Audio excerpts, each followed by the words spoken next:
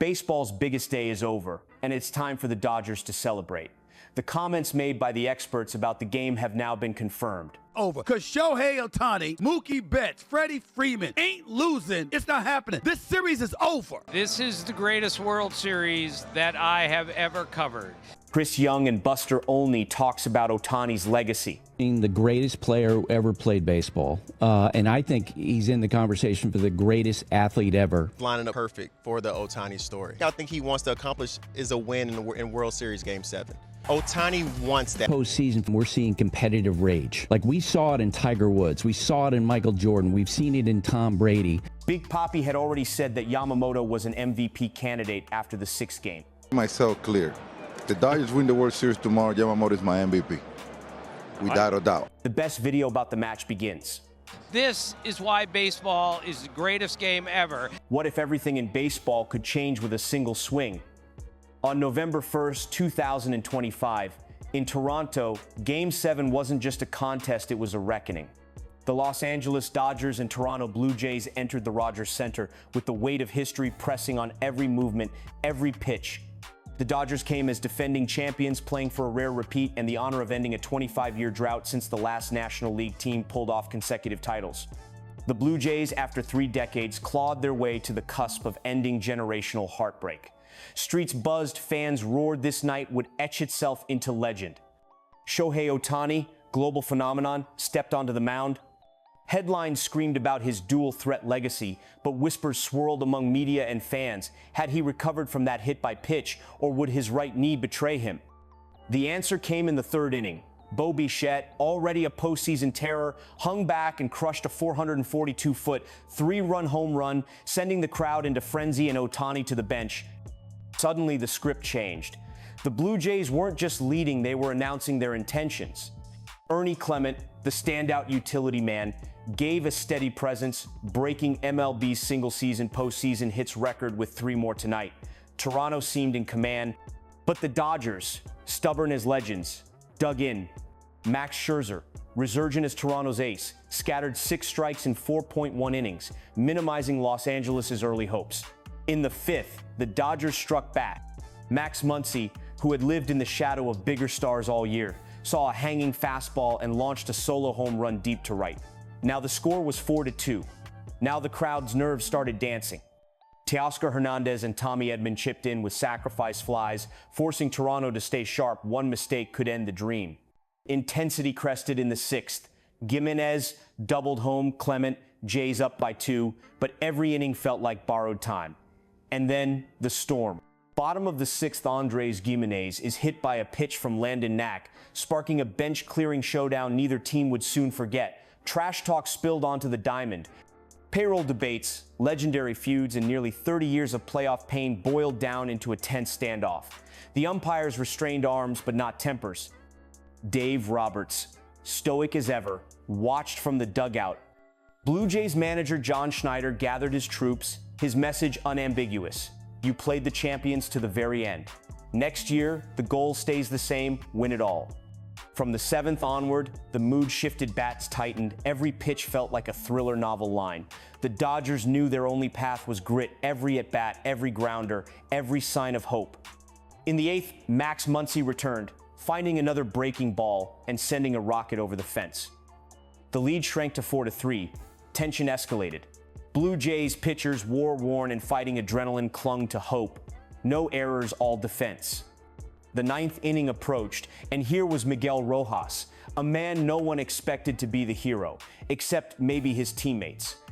On a 2-1 count, he launched a left field bomb, tying the game at 4. Blue Jays closer Jordan Romano stared in disbelief. The lead evaporated. Now, the entire crowd felt history trembling at the margins. The Dodgers bench erupted, Dave Roberts pumping his fist, belief radiant in his posture.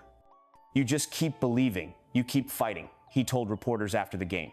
Then someone steps up when you least expect it. Today, it was Miggy and Will, guys who've put in work all year for this moment. We're a family, and this is a championship that belongs to every one of them. The 9th faded into the 10th. The possibility of Yankees-like dynasty shimmered in the distance.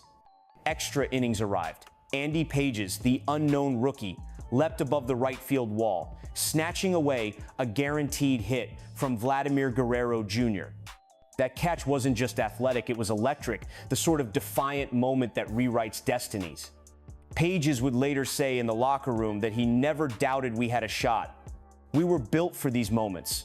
The Dodgers spent the bottom of the 10th chipping, grinding, hoping for a break. Toronto held, their defense as tight as ever, with Kirk gunning down a base runner at third. On both benches, players leaned into each other. Everyone believed one hit, one misstep, could erase or enshrine a legacy. In the top of the 11th, lights brightest, Will Smith, the steady catcher and quiet leader, faced Shane Bieber, Toronto's ace reliever. Smith worked the count, got ahead, and then Bieber hung a slider. Smith didn't hesitate, driving a line shot 366 feet into the Toronto bullpen. Dodgers 5, Blue Jays 4. For the first time all night, Los Angeles held the lead. Teammates mobbed Smith at the plate. Fans in LA erupted back home. Smith's post-game words echoed, "You dream of those moments, extra innings, putting your team ahead. That's a memory for life. I just tried to stay calm and trusted my swing. Yamamoto was unreal for us. We all knew we wanted to be back-to-back champs, and now it's real." Yamamoto, the Japanese import, took the mound for the Dodgers, tasked with freezing Toronto's last hope. Bottom of the 11th, everything at stake. Guerrero Jr. doubled. The crowd surged. Addison Barger worked a walk. Alejandro Kirk, Toronto's trusted bat, stepped in, the stadium silent. Yamamoto notched 2 strikes with fastballs, then induced a grounder to Mookie Betts, who started a lightning double play. Game over. Dodgers stormed the field back-to-back world champions. The box score, emotionless and precise, tells the epic tale. Dodgers, 5 runs, 11 hits, 3 home runs, no errors. Blue Jays, 4 runs, 14 hits, 1 home run, no errors. Smith, Muncy, Rojas each delivered critical power. Bichette's blast fueled Toronto spirits, but missed opportunities haunted the Jays. 14 runners left on base, the difference between joy and heartbreak. Jays went just 2 for 1-2 with runners in scoring position. Win probability trended Toronto throughout, until the Dodgers snatched destiny in those final thrilling frames. Yamamoto's turn as MVP crystallized one of the wildest pitching runs in recent memory. He threw 2.2 innings, shaved off every rally, silenced Toronto's bats when chaos threatened. Earlier, Shohei Ohtani's struggles and early exit had seemed symbolic. The very best can be humbled by the postseason script. For the Blue Jays, Scherzer's 4.1 innings and Hoffman's strong relief faded into regret as Bieber and Romano faltered. Clement's record-setting postseason 30 total hits and a 397 average made him an unheralded star, even as the final swing went to Smith. And then, the humanity. In the clubhouse, tears mixed with joy. Dave Roberts, clutching his 4th championship ring, stood before the team. "I'm still in shock at what these guys did." He nodded at veterans and rookies alike. Every guy earned that trophy. "For our fans, our city, this is for you. We'll celebrate, but tomorrow we go back to work." Because this is what Dodgers baseball is all about. Will Smith, still reeling from his heroics, gave credit to Yamamoto and Rojas. "This team never quits. We've been through everything and found a way. The only thing left is to make it 3 next year." For the Blue Jays, manager John Schneider was resolute. "This will hurt, but the squad is built for another run." I told them, next time, it's us on that stage. Ernie Clement, his postseason historic, gave voice to Toronto's pride and pain. "I love this team and I love the fans.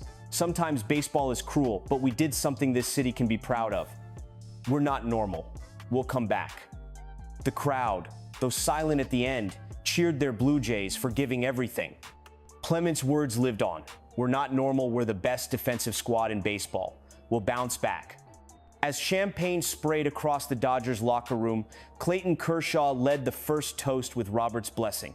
Muncy and Rojas hoisted Smith onto their shoulders. Players beamed at each other.